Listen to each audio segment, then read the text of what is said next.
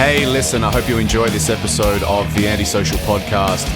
I understand you're probably wondering whose voice this is. So, hello, my name's JB, and I love to write big, heavy riffs with big power metal choruses, and I call it Fierce Deity, which, after you're done here, I invite you to check out. Which you can do by finding me all over social media at Fierce Deity Band, or simply head to fiercedeityband.com. Anyway, enjoy the show. Hey, it's your mate Andy here with his little old podcast, the Antisocial Podcast. Now, before we kick into this episode, there are a few people I've got to thank. Top tier legends over at Patreon, patreon.com/Andy Dowling. Now, support starts from only $1 a month, dirt cheap. There are $1 tier, $5 tier, and there are also $10 and $20 tiers. Now, these people are the heavy hitters. These are the $10 and $20 tier supporters. They are the heavy hitters, the heavy lifters. They are the people that are just carrying the weight of the Antisocial Podcast. These people, including everybody on Patreon, are the reason why Antisocial exists in 2021. It's the reason why there's 2 episodes a week, and an amazing community. And these people in particular, I have to thank. So thank you very much to Andrew from Perth, Mick G from Sydney, Ash from Deniliquin, Dan from Dapto, Rod from Rayleigh in North Carolina, Patrick from Canberra, Liam from Brisbane, Chris from Sydney, Brendo from Leeton, Tim from Canberra, James from Brisbane, Christian from Canberra, and Steve from the Gold Coast. Thank you so much, folks. A massive, massive help. Please go over to patreon.com/Andy Dowling if you want to check it all out. There's an exclusive Patreon podcast episode that comes out every Tuesday morning, 6 a.m. There's a free USB pass that gets sent out in the mail with the first 100 episodes of the podcast, depending on the tier that you sign up on. And maybe by the time this episode comes out, I may have a free t-shirt tier. I've got a few new t-shirt designs coming. You guys may have seen Team Chronoplan last year, which went over really, really well. I've got some new t-shirts coming very, very soon, or if not by now. So go to patreon.com/Andy Dowling. Check it all out. Thank you very much.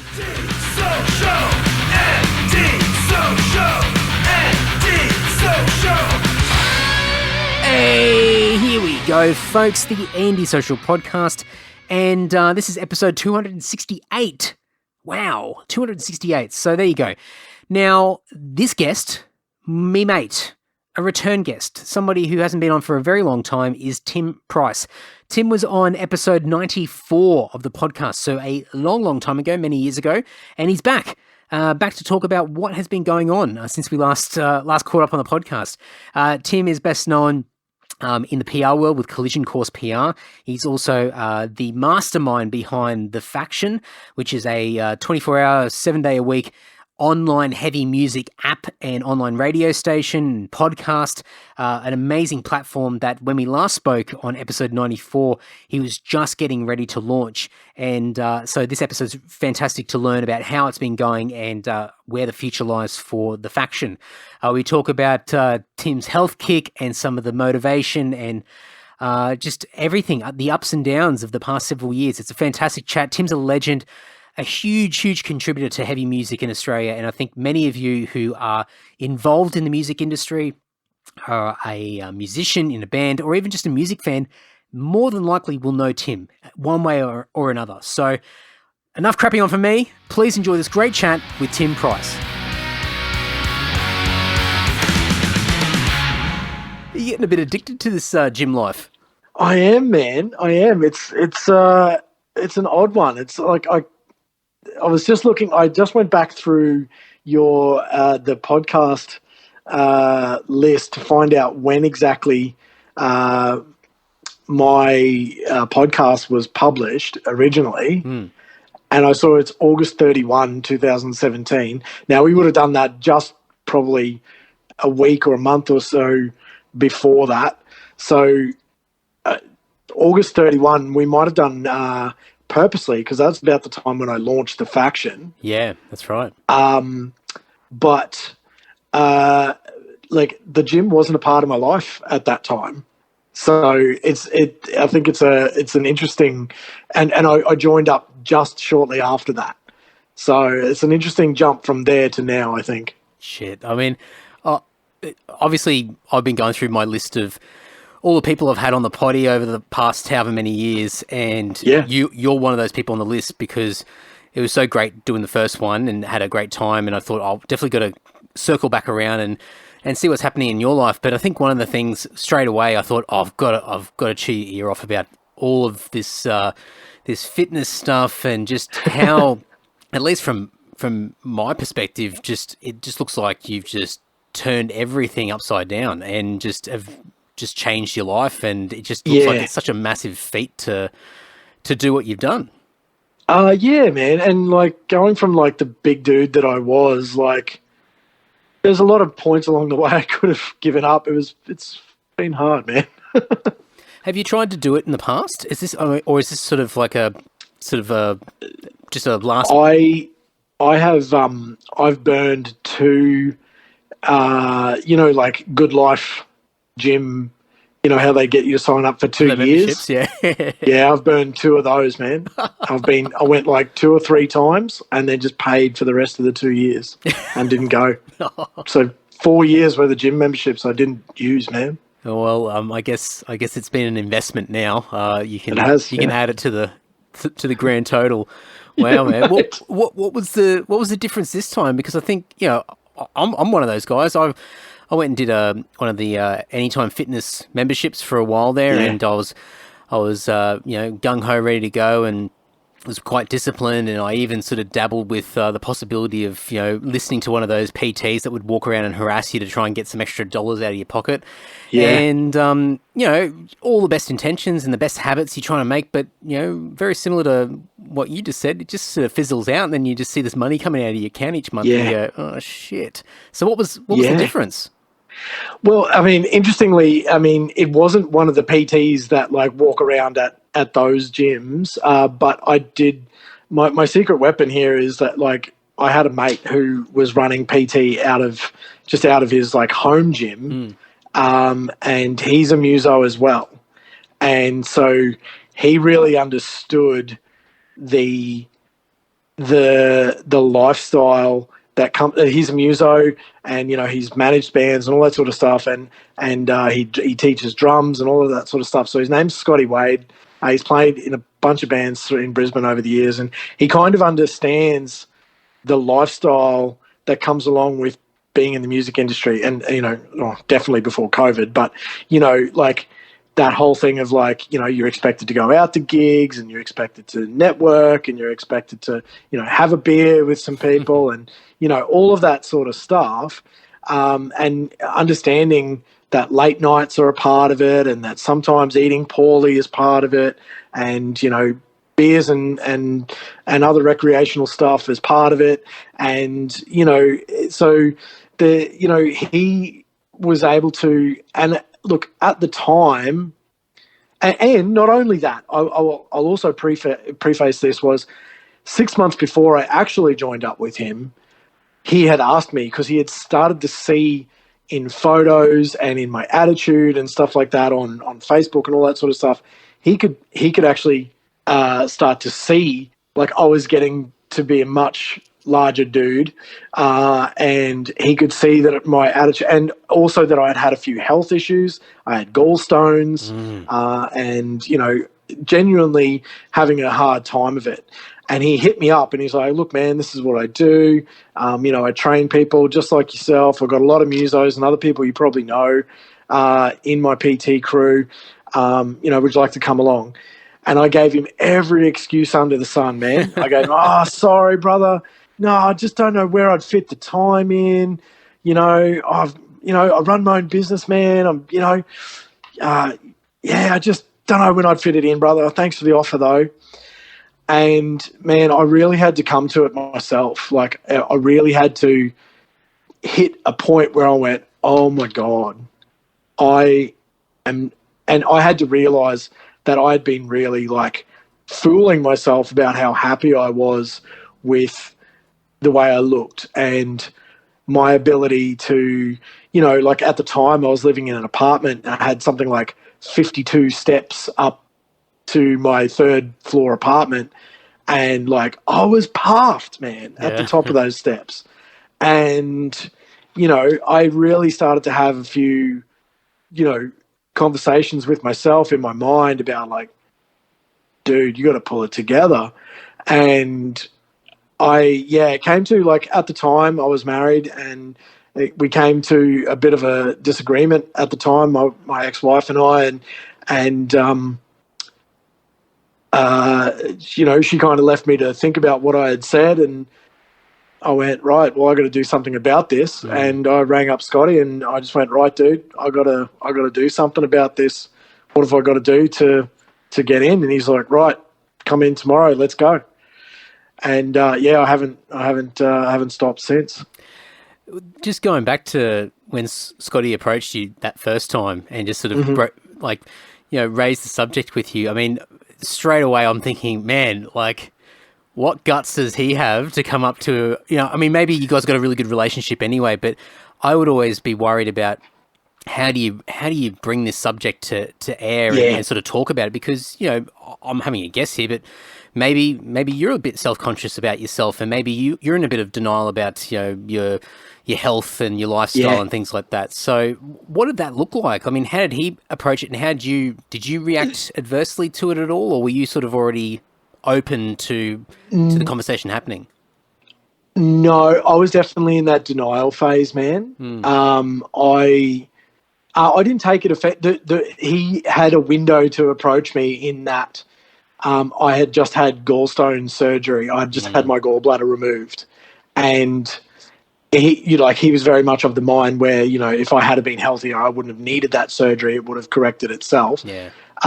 But which I'm not a medical professional. I don't know that's neither here nor there, but that was his window to approach me, was your health seems to be on the decline.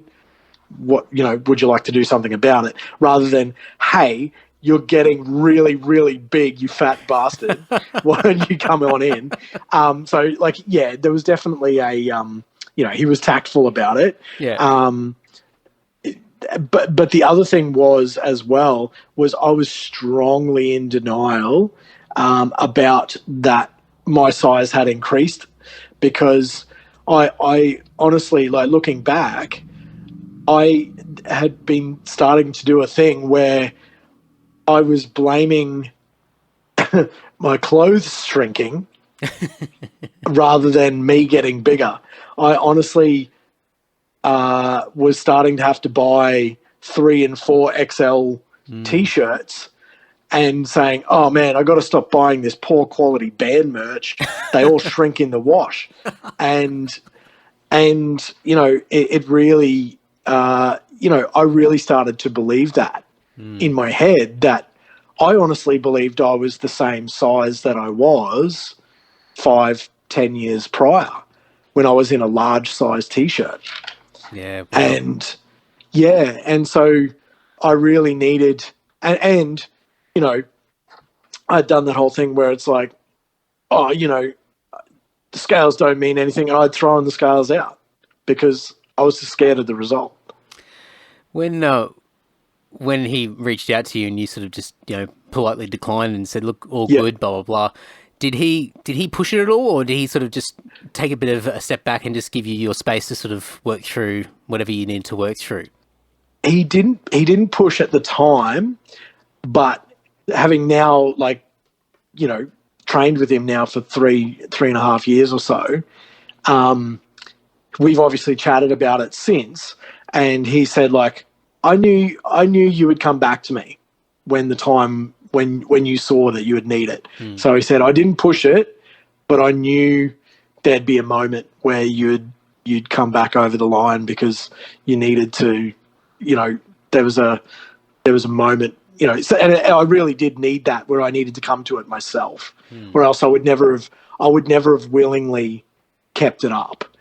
I think it's massive just that somebody's reached out and just given you an opportunity to even think about it, and that there's kind of an invitation there. I think that's one thing that probably stops a lot of people, is that there's nobody out there that's sort of just saying, hey, it's up to you, no rush, but just to let you know that if you ever think about this, it's a possibility. You could do this, and I'm here to help you, and I can help you achieve whatever the topic of the conversation is.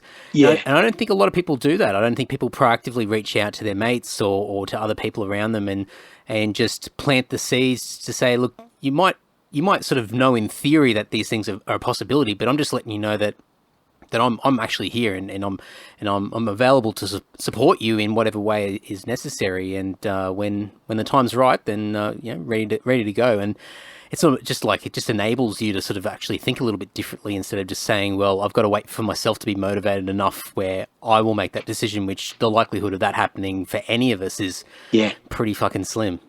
Yeah, it would have been a much, much longer journey to that decision, I think. And the thing to know about Scotty as well, and this is probably going to start sounding like it's a bit of an advertorial for him, but the good thing was that he we did know each other prior to that. We were friends. Scotty used to play in a band that I used to book and come play in Rockhampton. So that's, right back in 2006, 2007 days. And, so we'd known each other for, 10 years at that point. And so, he probably did have a little bit more leeway to be able to say those things to me.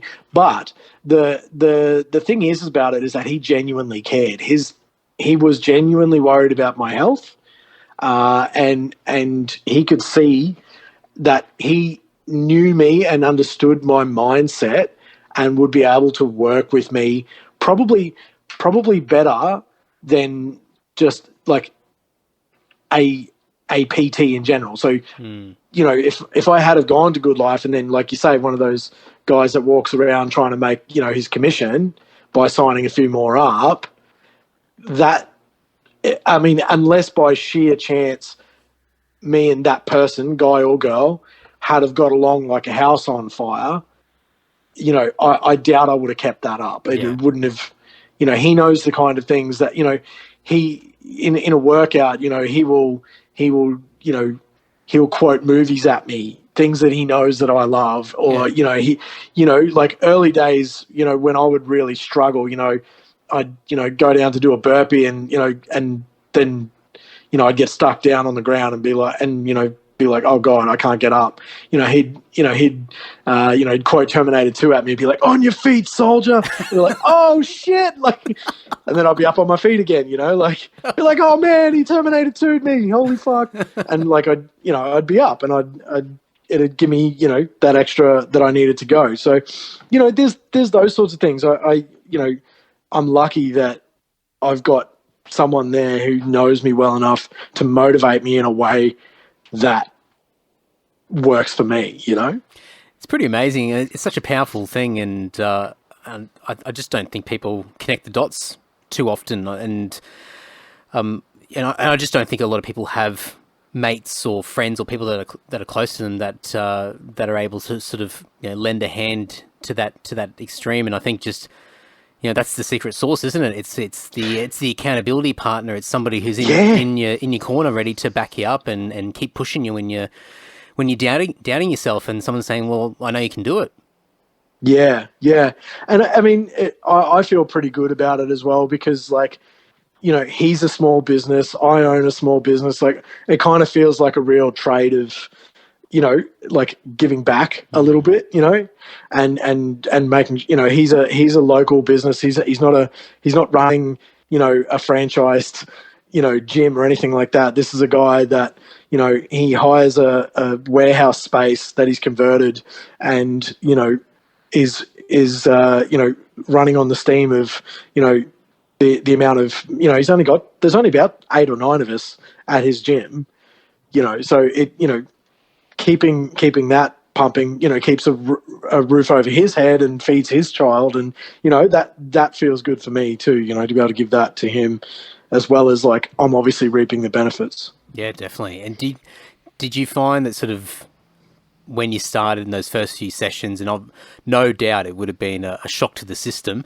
From then versus now, I mean, how have you sort of mentally interpreted walking into this space where potentially when you started there was a bit of resistance and all the physical sort of problems that you would have had to overcome to just get into to build some habits? I mean, how do you look at it now versus when you started? Man, so the big thing was, I mean, I really didn't know what to expect whatsoever going in that first couple of times. And honestly, there was still a block in my mind that I wasn't that bad. like I wasn't that big and my fitness isn't that bad. I'll be fine. And, he sent us for like a 400-meter run. And like, oh my God, I was like, okay. I got 150 in. First 100, I'm like, yeah, fine. And then 150, I'm like out of gas already. I'm like, oh shit, okay.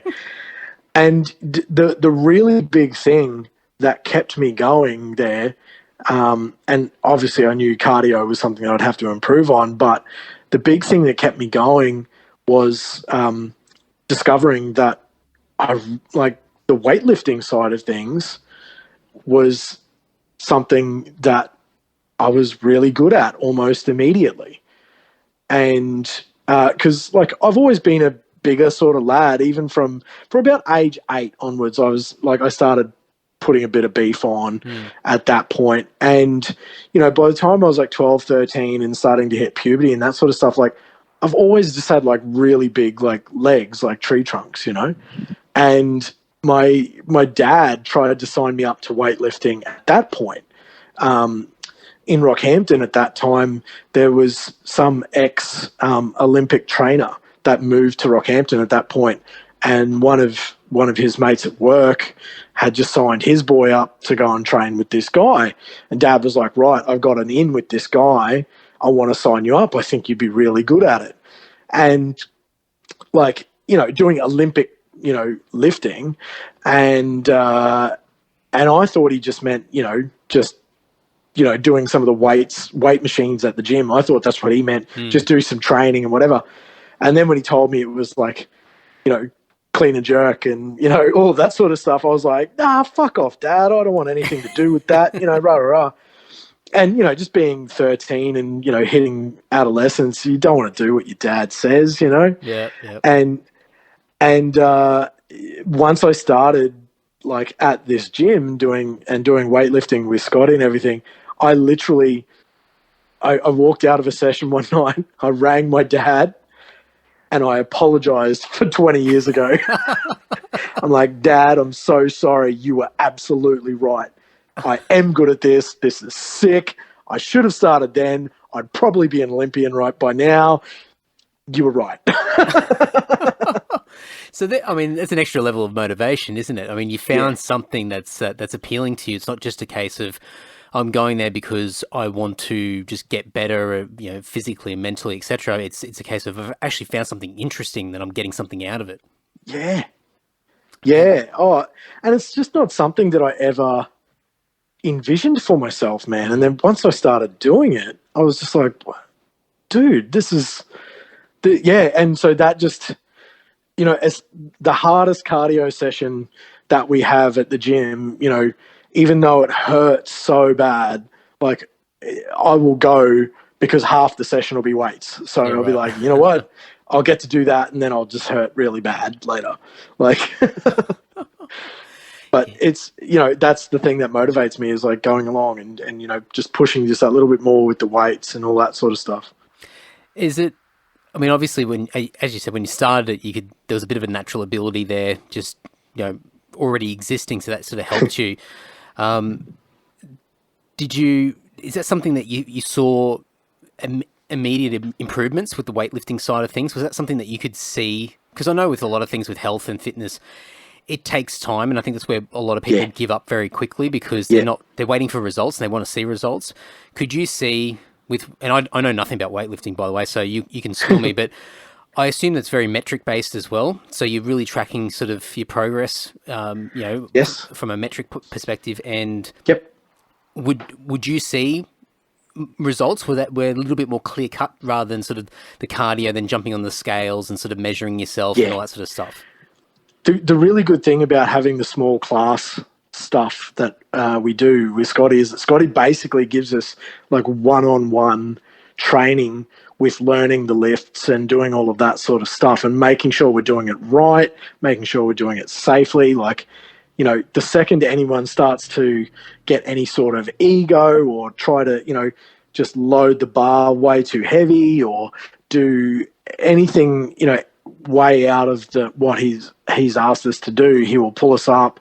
Or, if we're doing something unsafely, he will pull us up. And so I got a really good grounding in how to do these lifts properly right from the start. It wasn't, sometimes, and especially, and, I don't want to talk down on CrossFit or anything like that, because essentially what we do is a lot of CrossFit stuff just without the label. But it's sometimes in those CrossFit gyms, you've got 30 people in a class and you can't have eyes on everyone making sure you do it right. So, sometimes bad form stuff creeps in. So, to be able to do this stuff safely, and like I progressed pretty quickly because the way that Scotty was teaching us was the right way. It was safe.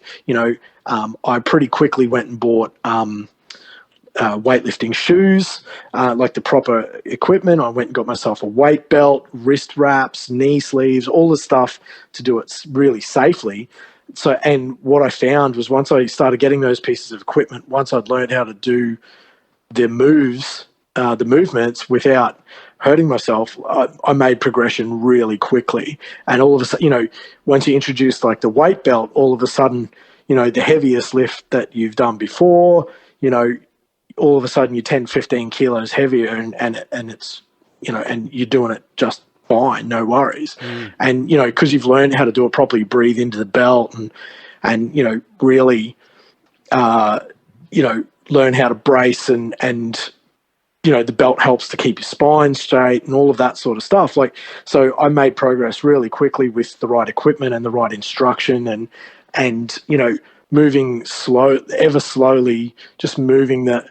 And obviously, because you've got no data, from beforehand, all your first, bunch of, PBs or personal bests that you do, that you're making like seismic shifts and big leaps in the numbers because, you haven't got any previous data. And then all of a sudden your PBs are going, once you've hit, start getting up towards the higher end of what you can do, your progressions is in 1 and 2 kilos rather than 10s and 15s, It's pretty fascinating. I mean, as I said, I know nothing about it, and I've seen more and more people that I know take it up and are becoming obsessed with it. And so the really fucking stupid question for you is, apart from just being able to lift really heavy shit, and no doubt it's sort of, you're improving your muscles and things like that. I mean, what benefits are there, or what benefits have you seen personally just by sort of going through just weightlifting alone, let alone, the rest of it?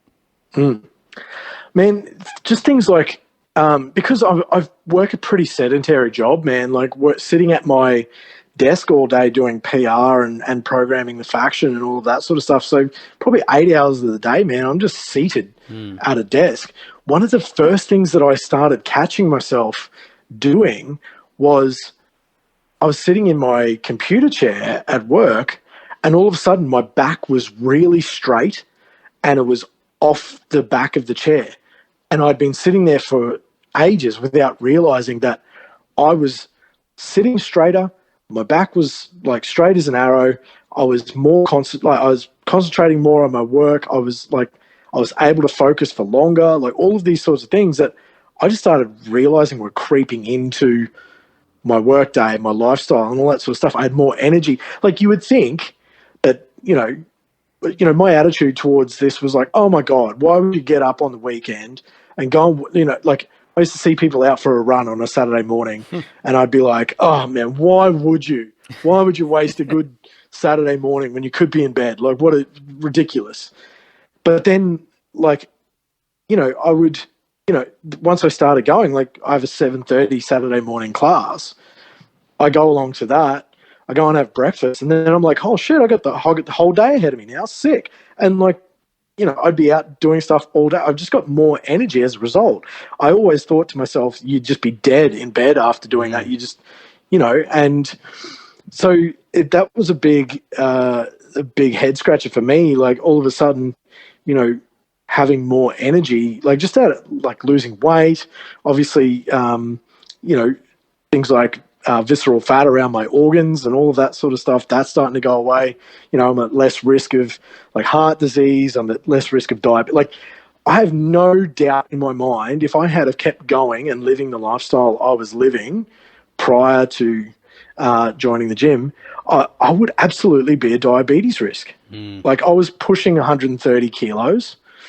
You know, I'm not a tall dude. So I was really, and you know, things like my knees were really starting to like give me grief as well. You know, so none of those things are an issue now for me. And so, you know, all of that stuff is, you know, that's not stuff that I ever thought to myself like, wow, that'll take care of that. It was just, I went, oh my God, these are things that I've just done without actively thinking about them.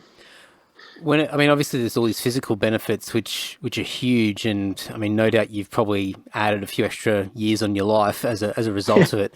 But I mean, it might be only sort of now or in more recent times where you've been able to sort of reflect a bit and you've seen, you know, the changes that you've gone through. But I mean, mentally, can you? Yeah. I mean, versus where you were to where you are now. I mean, how's it benefited you mentally with this whole thing? Because obviously, you know, the physical aspects are pretty obvious. Yep. But you know, what are the benefits mentally with it all? Man, like I've absolutely seen. So if you look at, you know, the businesses that I run, you know, the last 3 years, roughly the years that I've been going to the gym, have been, you know, seismic leaps in terms of cash, projects, you know, managing. I've got an employee now that I've had for nearly 2 years, you know, so managing that person, you know, putting out releases, you know, being able to just, you know, focus on more things at once, be able to, you know, keep an eye on, you know, all of the elements of my business as well as my life, you know, like be able to manage all of those things just that little bit better. You know, when things came, you know, like I left my wife at the start of 2020, you know, and that was a really big thing mentally and emotionally. And, you know, to be able to manage that, and, you know, I kept my business running. I kept going to the gym, you know, where I could during COVID. I kept exercising from, you know, I was doing home workouts and all of that sort of stuff. So, you know, there's to be able to keep focused and be able to, you know, manage all of those moving parts of a business. I've got an employee. I've just left my wife. COVID's just kicked in. I've got to make sure I keep my health up. I've got to eat properly. I've got to, you know, going into COVID lockdown, I'm a really social human being. So, you know, and then, you know, I've just left my wife. So I'm sitting in a house alone, you know, for a long period of time, just trying to make sure I'm working and working out. You know, there was, it really, you know, I had to be mentally strong, and that's and on the mental side of things, man, like just going back to workouts, like I was only saying to my parents at Christmas time that I really feel like only now, after 3 and a bit years worth of going to the gym and going through workouts and all that sort of stuff, that I've been able to quieten the negative voice in my head that tells me I can't do. And I won't say I've silenced it entirely, because it definitely speaks up every now and again. But man, I used to honestly, in workouts, there was a voice in my head very loudly saying, "You can't do this. Yeah. Why? What's going on? Why would you even bother? Why are you doing this? This hurts.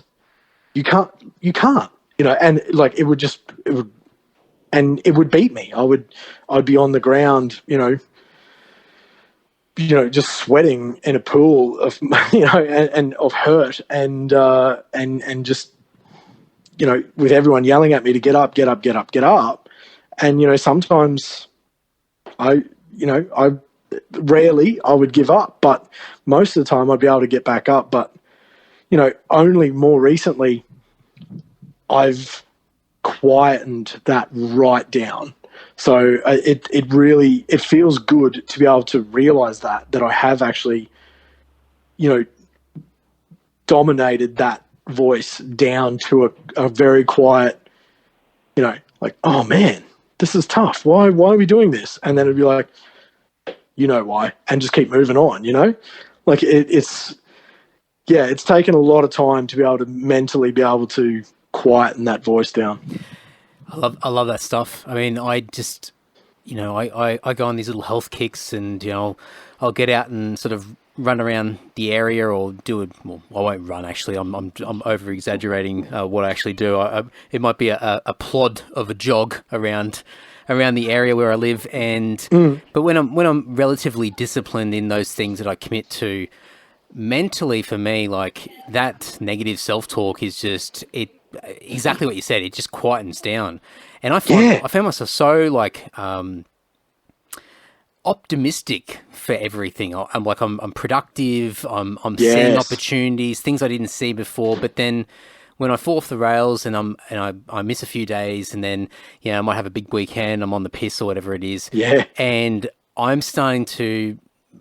I think it's just been a lot of self-work over the years where I'm just a little bit more self-aware of myself and how I react to things, and I can just see night and day with how I view the world, like how I react to things, like even just looking at my phone and seeing what other people do. Like, years ago, it'd be jealousy or be envious of other people, and now I'm looking at people and wanting to praise them and be excited for them. Yeah, it's just it's incredible. It's incredible. So, and that's on a very small scale for me, because I don't really exert myself a hell of a lot. But so for you to explain that, it's reassuring, because it just validates the things that are in my head, and just to think, well, who knows where your mind could be and what you could achieve if you continue to push yourself in a more positive direction to improve your life.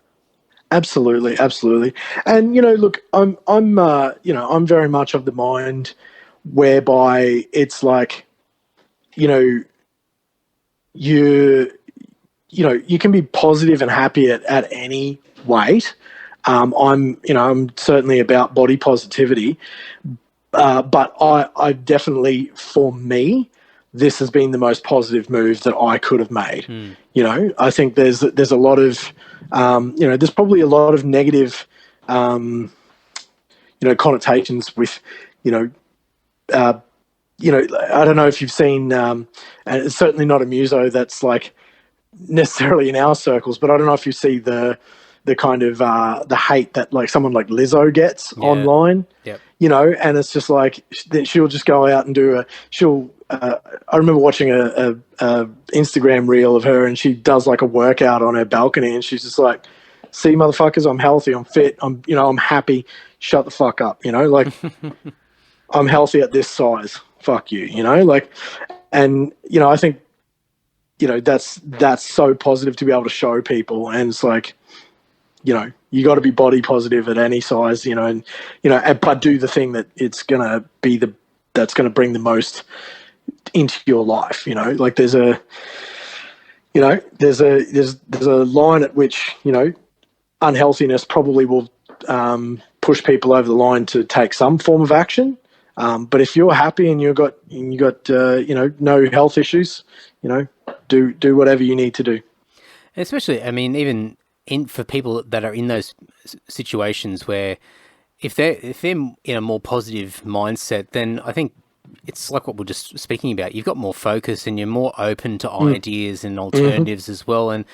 And you might find your own path, and whether that actually results in doing something to change your lifestyle or not, or whether you're just happy and you're healthy enough, where you currently are in your life. I mean, it's completely up to that person. But I think, I mean, I don't know a lot about it, and it's a tough one to really comment on. But I mean, I grew up where you grew up. I grew up in Rocky, and I was a tubby little kid, and I mean, a lot of my lack of self-confidence that I still deal with to this day comes from my primary school years and going into high school, and just all the mean shit that kids throw at you, because it's just it's an easy target, it's an obvious target. And so for me, I sort of think, well, what came out of that?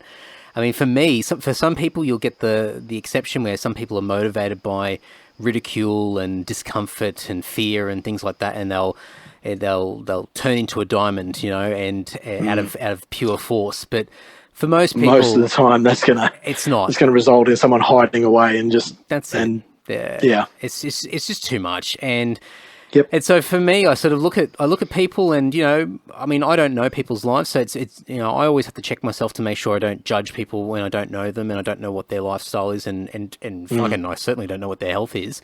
And I just have to remember that you know, everybody has their place, and as long as people are positive and happy, then you know, they'll find their own way, or they'll be happy with whatever they're doing, because the other way is just not worth it. You know, it's just there's nothing positive that comes out of it at all. I mean, it's very rare that something comes out.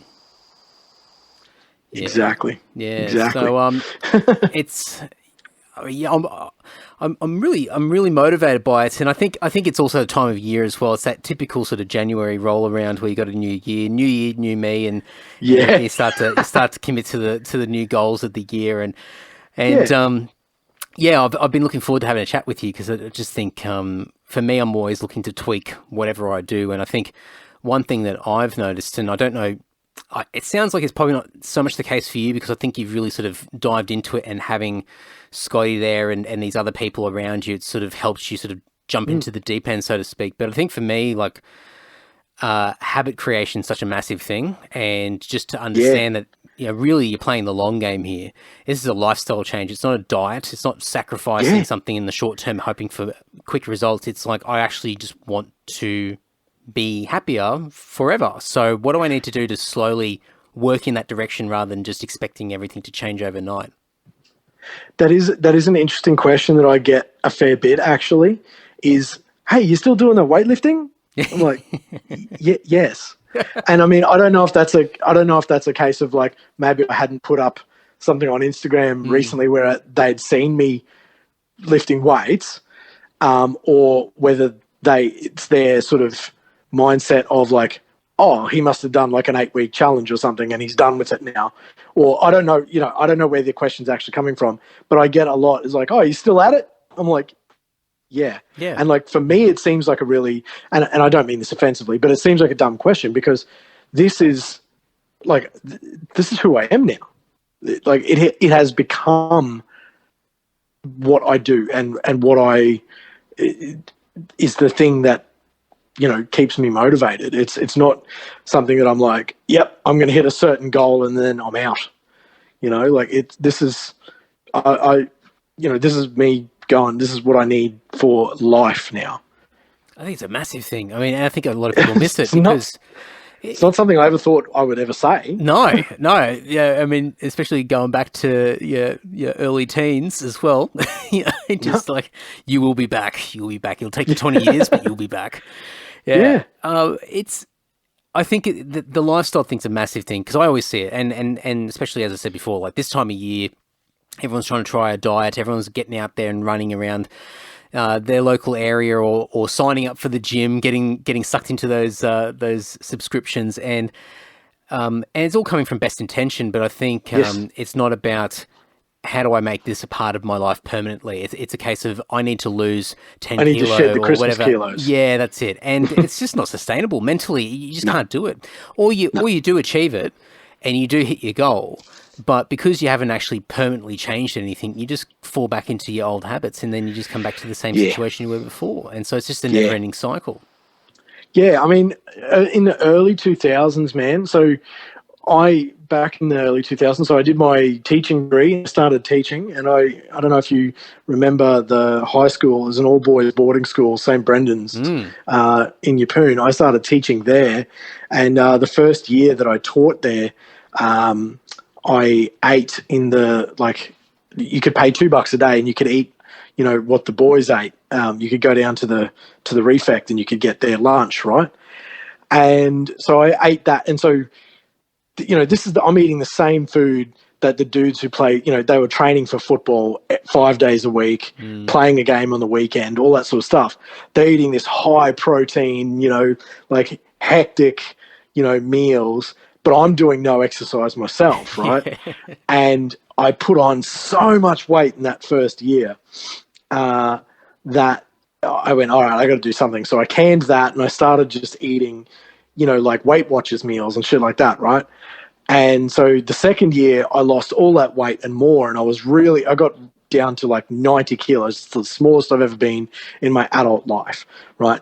But as soon as I got there, I was like, sweet, job done, and just like went back to the old habits. And man, that's what I'm saying. Like when I said I still thought I was that guy, I thought I was that guy in a large size t-shirt. I think sometimes even a medium. Like I've never been a medium in my life. And,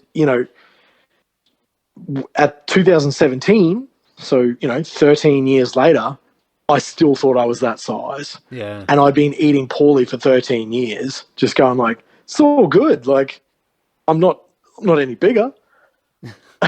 Just maintaining. So I had this real, twisted view of it. Yeah.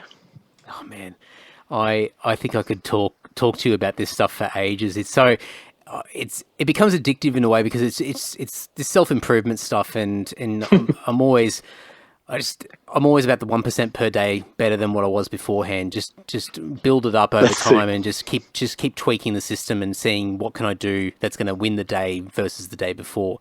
So this stuff, that's so sick. That's a great attitude. It's something only in recent times that I've sort of really picked it up, but it's been a game changer, and it's for me it takes the pressure off of going, I need to turn the world upside down immediately and stop everything and sacrifice everything. It's like, well, no. Let's start to cull down the amount of beers I have each week or each month or whatever it is, and see if I can beat that goal and just gradually work. And it might take years to wean off or reduce it down to a sustainable or a reasonable level or whatever it might be. And it might be walking and getting your 10,000 steps, or maybe you start with 2,000 or wherever your starting point is. So all these things are just really cool. And for me, I love to be able to sort of track it and have a little stat sheet, and I can sort of watch my progress from that point of view, rather than watching my waist or my actual physical appearance or anything like that. I can just look at the numbers and go, well, I'm showing up. I'm ticking the box, and let's just keep going. Have you seen what Andrew Hogue's been doing? He's been running. No, I haven't. He did 52 kilometers the other day. Oh, God, that's...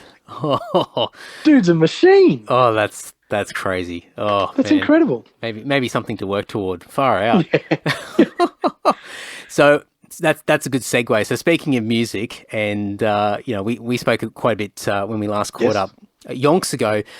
And you're about to launch The Faction, and man, it's still chugging away. It's still powering on. I mean, it's doing great stuff. I mean, obviously the last 12 months have been different, but what's it all look like? I mean, between that and Collision Course and just everything that you've been working on, I mean, what's life look like at the moment? Man, it's really like, I know this is going to sound like a bit of a Tony Robbins thing, but man, it's really fucking inspiring, to be honest, man. I'm really actually starting to hit that tipping point of like, wow, that like I can make the rest of my life on this. Like if I set things up properly now, like I'm going to be able to make this sustainable. I'm going to be able to, there is certainly an attitude in the music industry that it's a young man's game. You got to, you do your biggest and hardest and heaviest and, amount of work in your, 20s and 30s and, while you're still, quote unquote cool and all that sort of stuff. And, there is something, that's in the back of your head about like, oh man, I don't want to be that weird 50-year-old dude that's approaching bands that are 20 and, all that sort of stuff. But, the way that, doing this all the right way, like, you can employ people and, stay a managing director without ever having to be that weird 50-year-old dude, going to shows and going like, good set, boys, come and sign with me. I'll make you a star. Like that's not going to be me. But, like the way I can see it is that, I'll be able to set it up so that, I can set up a framework and a business and all that sort of stuff that can provide an income not only for, the artists and whatever that we either sign or work with, or or play on the faction, or other businesses, but also for employees. Like, I have one employee at the moment. I have designs on having more. To be able to maybe one will head up PR, and one will head up label services, and one will head up the faction, and all of that sort of stuff. Like, there's I just have longer term goals now, and with a vision that this is I'm not. This isn't a like, oh, I'm going to tap out in 10 years. Like, this is me for the rest of my life now, and I'll have this business till I retire. That's my goal. So, and like, I'm actually starting to see the pathway to that, and that where that we are doing the right moves, and the right, we're looking at the right bands, and we're making the right connections, and doing the right projects, and that's something that last year definitely rocked me, in that, like, I just started to go, right, the faction, let's hone in on this and make this a profitable business, because Collision Course already was, and it was propping the faction up a little bit. So I was like, right, let's focus in on, we're starting to get the numbers now that we can actually have the right conversations with people, and blah, blah, blah. And then COVID hit. And I'm like, shit. And, it's not that it went away, because, a live streaming radio station is not accessible by people sitting at home. But it just didn't feel like the right time to be going to music businesses and being like, hey, give us money to advertise, because, everyone was hurting. So we did have to kick those plans a little bit further down the line. But what that has meant is that it's got like 12 months more worth of stats and numbers and events and things that you're just like, wow, the picture that we have to paint now to people that want to partner with us is infinitely more appealing. And, now there's no argument. That if I came to someone with a sales pitch of like, hey, here's the kind of event we could do with you guys, and here's what you'd get in return, and here's how much, and what, you'd be like, yeah, no worries. Whereas before, I'd really have to convince you, I'd be like, well, here's the numbers we've got, and I've got these ideas to do this and that, and I've implemented those ideas now, and, we can hit go on them straight away, rather than like, we can work on that and get back to you, like last year afforded me a moment to retool. And so I did. And while the whole thing was running, like, it's a rare opportunity you get to do that. Yeah. So it was to be able to hit this year with the confidence that we have, and, Collision Course is, it takes care of itself. It's got, not that I'm resting on my laurels on it, but, it's a profitable business, and, and our name is synonymous with good work out there and great artists. And so that, to an extent, the sales process there is much easier, because we've got, 7 years worth of history and great work to be able to go, here's what we can do. That's no worries. So I make sure that stays humming while I've really hit the gas with the faction. And all of a sudden it's like, okay, that's just opened up our whole world, in order to be able, to do, it brings in cash that allows us the freedom to go and do bigger and other projects that, nourish the soul as well, So I've come into this year with a really, really positive attitude, man. I love it. I'm like, I'm getting drunk on your energy. I'm just like, yeah, this is good. I don't know exactly how to word this, so take it with a grain of salt. But sure. I've always seen you as a workhorse. Like you create stuff from nothing. You're hustling all the time. You're just constantly working and just getting stuff done. But that example that you were just talking about, where going into the beginning of last year, where you're sort of getting ready to reach out to to advertisers and sort of going through the sales process. But then obviously COVID hit, and then you had to recalculate your approach and push it back a little bit. Did it sort of send a message into the back of your mind with that old saying where, like, if you build it, they will come sort of mentality, where I think, like, for me, I've certainly had this with my own podcast, and I've ummed and ahed about, going down that path and sort of trying to do, collabs and things like that. But sometimes I think I've shot too early, and it's sort of like what you're saying before, like you're showing the numbers, you're showing the scenario, and you're trying to massage it in a way that hopefully you can convince them to jump over and work with you.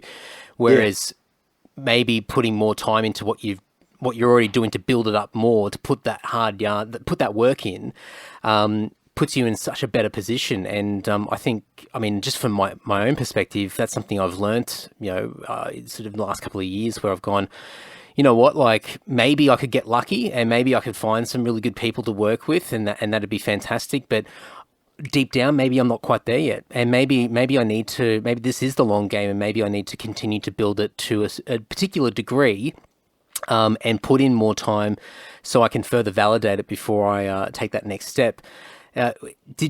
Was any of that stuff sort of reinforced when you sort of had this opportunity now to sort of get back into the guts of it and keep building these things that you're planning to do?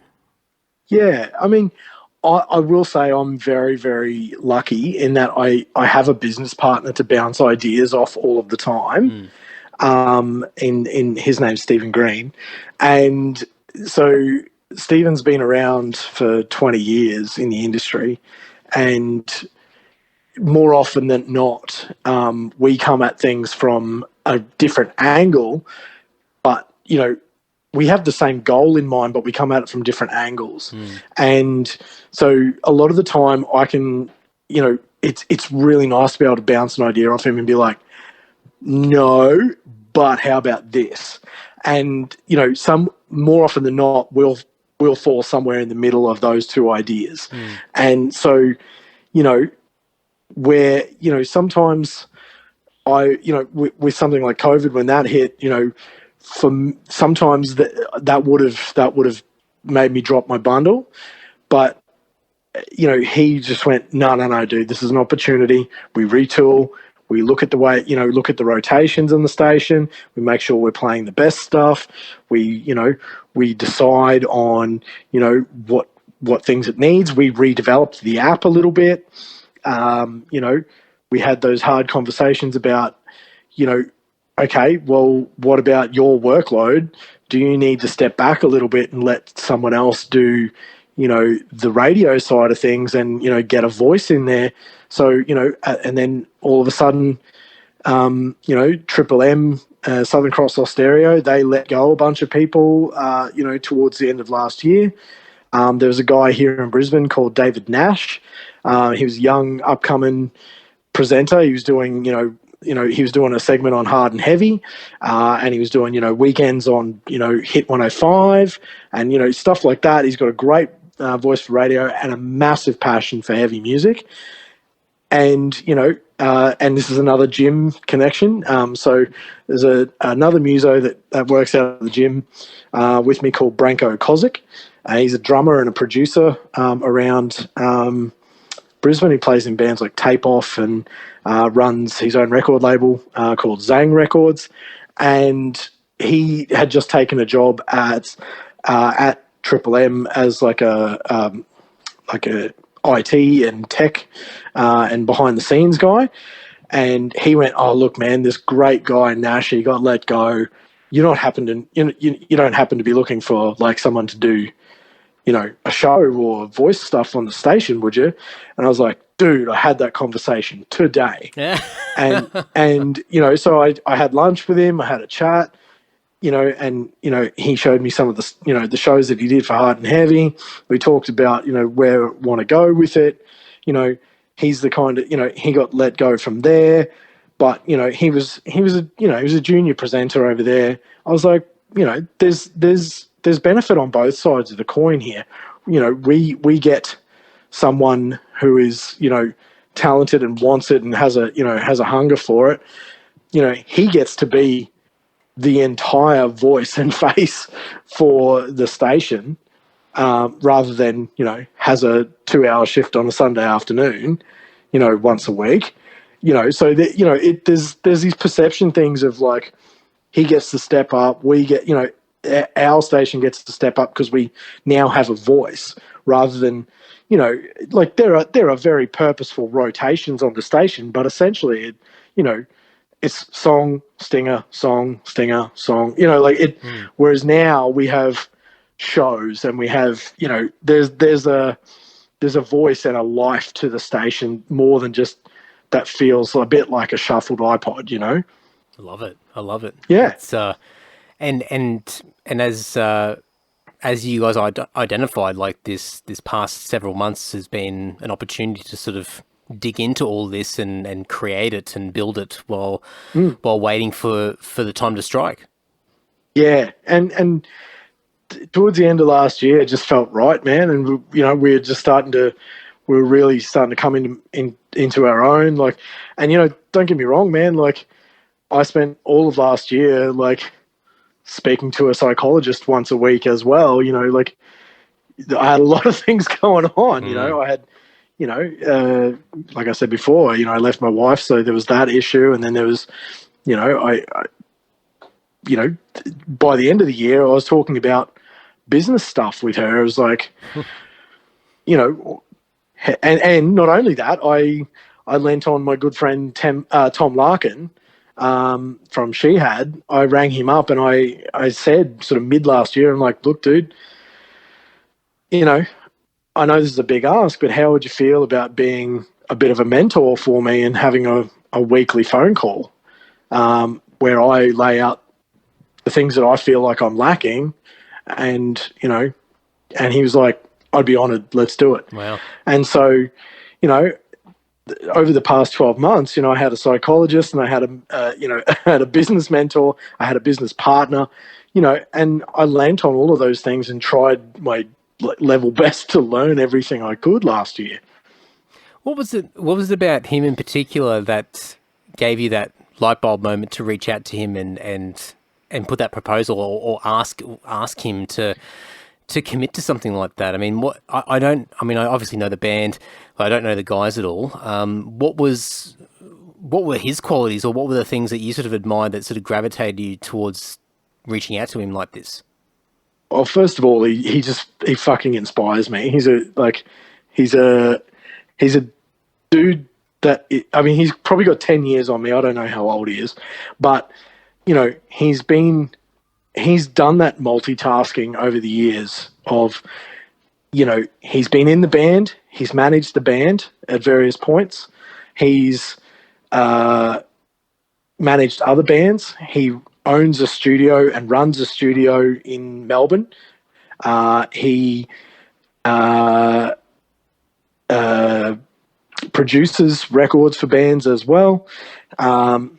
He's a very, very loving husband and father, and is a drummer himself. So like there's all of these, we share. And the other thing was a bunch of years ago, we went through, there was I don't know if you might not have heard it, this is Australian Music Industry Network, so AMIN. They used to run a thing whereby they would take I think it was 15 managers from around the country.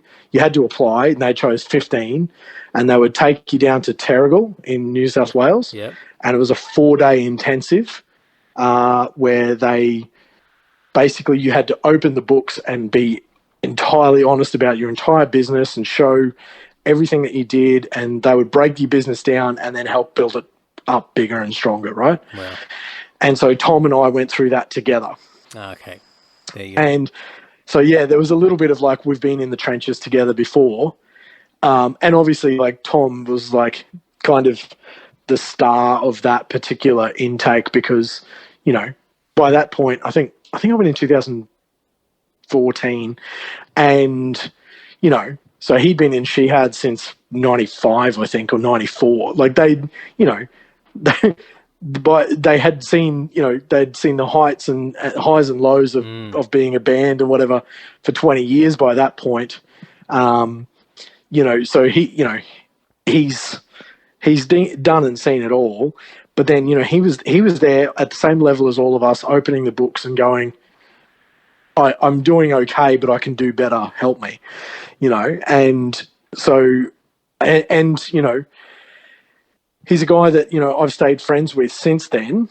And this is this is a dude who's toured internationally. He's played with Metallica, AC/DC, Black Sabbath, the who's who of heavy world. If the band's played in New Zealand, she had supported them, or they've supported she had. So, he didn't have to be my friend, but he always has made me feel like, I'm, equal to him and that he would do anything for me, which is, so that's why I felt like I was comfortable enough to ask him. And I was also completely okay when he took the role booking Big Sound last year, which was a really unusual year for Big Sound because it was all online. I was really understanding when he said, I have to stop these meetings because I've taken this other role. Yep, no worries. I love the fact that I think you obviously have I'm using this word way too much just recently. I'm just thinking about all the podcasts I've been doing over the past however many months, but the word vulnerable I keep using all the time. I think that's just my my own word that keeps bouncing back in my face. But it appears that you have a degree of that where you're willing to put yourself on the line and reach out to people and get help and seek advice and bounce ideas and not be afraid to sort of say, hey, I don't know, or maybe I'm not doing things as great as I could be, and being open-minded to receive something back that you might not always want to hear either, no doubt. But I mean, that's something that I've certainly struggled with. Sometimes I just keep doing what I'm doing, and I rely on myself to try and find the answers. And I think some of that secret sauce is probably just not sort of reaching out to more people and sort of seeking that advice and having those conversations. And that has been the turning point for me in so many moments in my life. Like I started Collision Course in my spare office in my spare bedroom in 2013, and 2 years in, it was feeling a bit like it had plateaued pretty hard, and it was just that moment of reaching out to Stephen, and not even with the view to like, oh, hey Stephen, why don't we do a business partnership? It was an email that was something to the effect of, hey man, does this ever happen to you? I had something happen in PR world that day. I can't even remember what it was. I was like, do you ever have this happen? Like, God, it's really ruined my day. And he just emailed with like, yeah, that happens all the time, man. Why don't you come and have a coffee with me tomorrow morning and we'll talk it out? And I was like, okay, not knowing. So, he's since told me that he and his partner, his business partner, Sebastian Chase, who runs MGM, they had already been talking about doing, genre-based PR sort of siloed businesses underneath their umbrella. And I was the number one guy they wanted to talk to anyway, because they saw that heavy music was sorely lacking in people that were passionate about it and already in the space. So by the time I had the chat with him, he already had the designs to do a business together. And so it just took me emailing, and I don't even know why it was Stephen. I know a bunch of publicists that I could have said that to, but just on that day, I went, oh, Stephen will get this. And all I expected was, an email back kind of like, yeah, man, sucks, hey, dude, better luck next time, That's all I expected. And then it's that's taken this like total, other, branch in my life now that, like I said, is now I could see how this is going to set me up for the rest of my life, Oh man, I've been taking notes here. I'm like, I've got things to think about. I'm gonna get off this call and just sit here and just stare at the wall for a bit and just meditate on some of this stuff. It's good, man. I mean, I think. I mean, maybe it's just a case that a lot of us don't talk about it enough, and I think everyone's sort of on their own mission and they're all trying to hustle and trying to find their own little place to carve out and create some form of success of whatever that is for that person. But maybe it's just the people that I circulate in, but it just appears that the conversations just aren't as frequent or as often. And I just think the more that people just talk about even just what you've been explaining, I'm just like, it's so refreshing just to hear somebody talk the way that you're talking, and just and obviously, you know, ups and downs for sure over the years. I mean, it's not smooth sailing whatsoever, but to be where you are now and have that air of optimism and excitement for what's to come, and to also say I can actually see where things will go or where I want them to go, and I've got a clearer path. I mean, that's what you want. I mean, it's not about the destination. It's about the journey and being able to sort of run after something, and that's exciting. Yeah, no, I love it, man. I love it. It's what drives me every day, dude. I just love trying new things, and you know, I don't know, man. Like, even when I was younger, like, I just loved having a project to work on, even if it was like unpaid, or, you know, I used to run an online forum in Rockhampton, you know, and I used to run websites, and I used to love just having a side project. You know, this is all before social media. I used to just love doing something to the passion of it, and I was like, why can't that be my life? Yeah, absolutely, definitely. Well, yeah, fuck, I could keep talking to you for hours, just bouncing back and forth on all this sort of stuff. But so what? Obviously, the faction. Where are the places that people should go and check out? And I guess what's the are there any grand plans for this year that you can share, or any sort of thoughts or anything that people can sort of pay attention to going into the guts of this year? Well, we will be doing the Hardest 100 again, the countdown that we do every year. So that'll be late March, but I won't reveal the date just yet. So keep your eyes out for that. We always announce everything after the Triple J Hottest 100 is done. We don't like to cross paths with them. That's their thing. So yeah, we always announce after that. But that we'll be doing that again. And look, you know, all going well, and you know, festivals and tours and everything are back on. You know, internationals and all of that sort of stuff. You know, man, I'd love to reveal it, but there's like just tons of really exciting things that I've been chatting with some tour promoters and all of that sort of stuff about what they're looking at bringing into the country. So fingers crossed that can happen, because if it can, my goodness, it's going to be a game changer.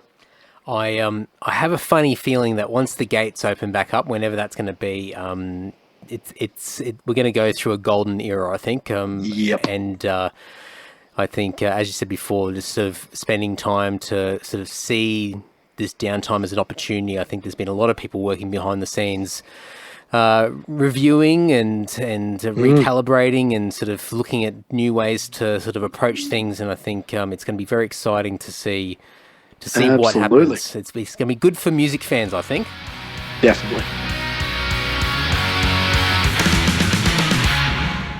Okay, so go and sign up to The Faction. Go and get amongst it. It's thefaction.live, a online app and radio station, podcast. There's a whole range of different things on there. It's an amazing platform. It's a few years in, going strong, and as you just heard in this chat, many, many amazing things to come for The Faction.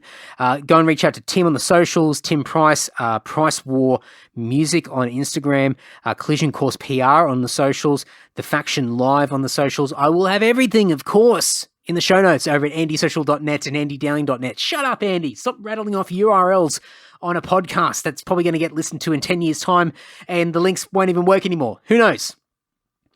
Just go over to andysocial.net and andydowling.net .net. I promise that those links still exist in 10 years' time. If they don't and you listen to this in the future, and howdy, by the way, to my mates in the future, find me, track me down, and abuse me that these URLs no longer exist. But get into the show notes, and the show notes on your podcast player, there should be a bunch of clickable links. So click through, say hi to Tim, and I always say this in the outros of these podcast episodes, please go back, dig into the archives, dig into the back catalogue of the Antisocial podcast, find episodes that you love, that you've listened to previously or haven't had a chance to listen to yet.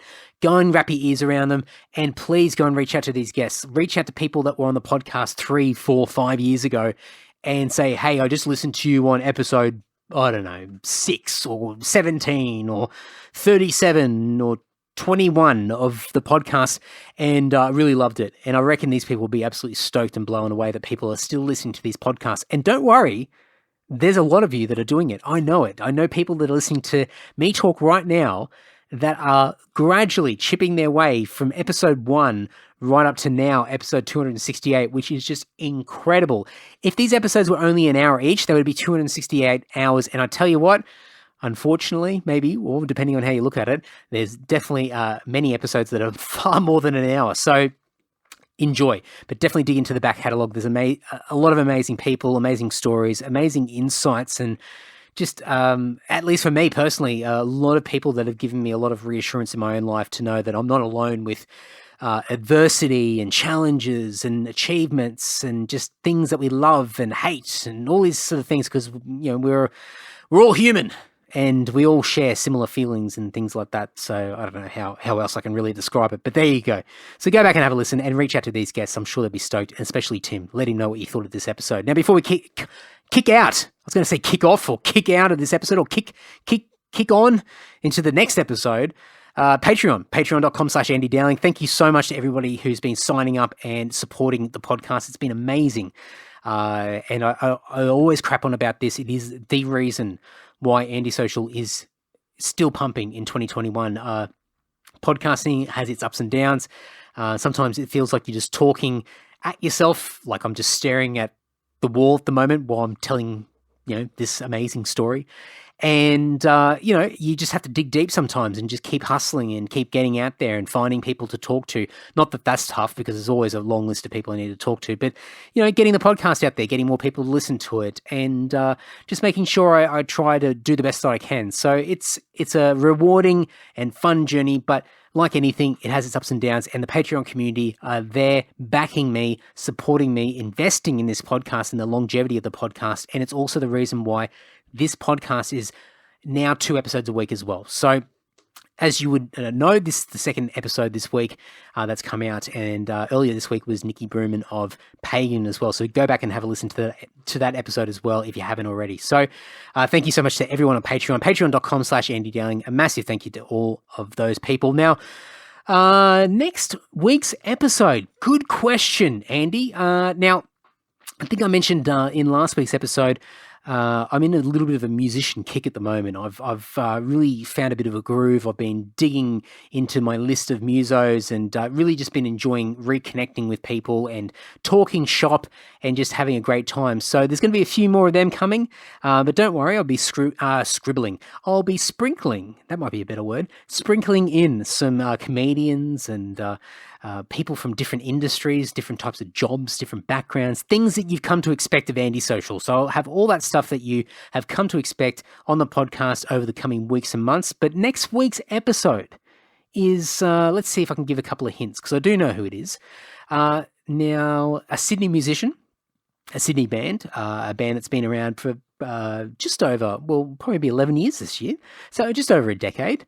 And if that's right, I could be wrong, or maybe I'm getting bands mixed up. I'm pretty sure at least a decade they've been around, well established, won a few accolades in the mainstream, and they're not really overly keen on adding vocals to their songs. I don't know if that narrows it down. I don't know. I'll leave it at that. But a great chat. This person came over to my place a few weeks back, and it was absolutely amazing to sit down and talk to this person who I haven't seen in a hell of a long time. So stay tuned for that.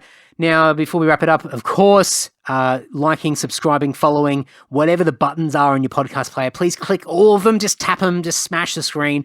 All that stuff helps get the podcast out to more and more people. The social media love, the likes, the hearts, the retweets, the comments, tags, all that stuff is just amazing. It helps the reach. It helps this podcast connect with more people.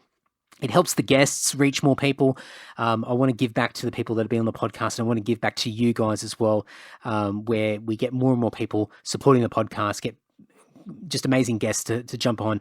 And yeah, that's probably about it. So enough crapping on for me. Until next week, folks, take care and ta-ta.